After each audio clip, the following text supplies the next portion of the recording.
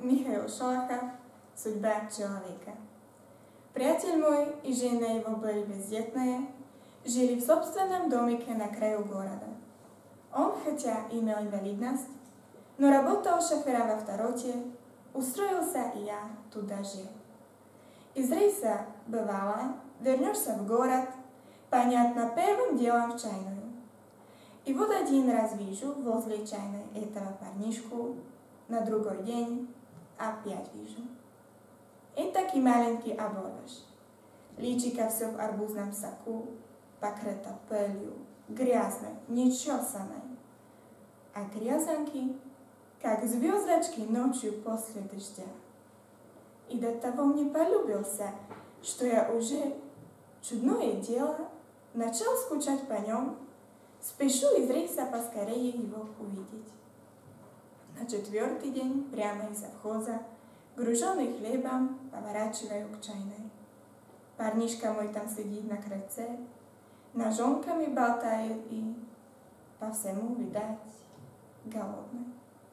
Высунулся я в окошко, кричу ему: «Эй, Ванюшка, садись скорее в машину, прокачу на элеватор, а оттуда вернемся сюда, пообедаем». Зашел он с правой стороны, я дверцу открыл, посадил его рядом с собой, поехали. Шустрый такой парнишка, а вдруг притих, задумался и нет-нет, да и взглянет на меня из-под длинных своих загнутых кверху ресниц, вздохнет. Такая мелкая птаха, а уже выучился вздыхать. Его ли это дело? Спрашивает. «Где же твой отец, Ваня?» Шепчет. «Погиб на фронте». «А мама?» «Маму бомбой убила в поезде, когда мы ехали». «Откуда вы ехали?» «Не знаю, не помню». «И никого у тебя родных нету?» «Никого». «А где же ты ночуешь?» «А где придется?»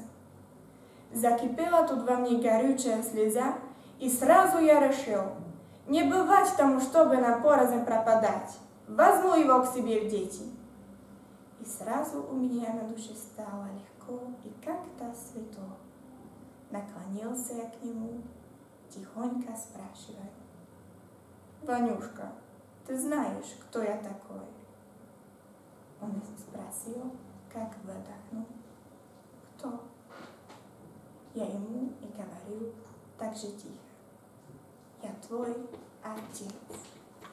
Боже мой, что тут произошло? Кинулся он ко мне на шею, целует в щеки, в губы, в лоб, а сам как свиристель, так звонко и тоненько кричит, что даже в кабинке гушно. «Папка родненький, я знал, что ты меня найдешь, все равно найдешь. Я так долго ждал, когда ты меня найдешь». Прижался ко мне и весь дрожит, как будто травинка под ветром. Обнял я его правой рукою, потихоньку прижал к себе, а левой развернул машину, поехал обратно на свою квартиру.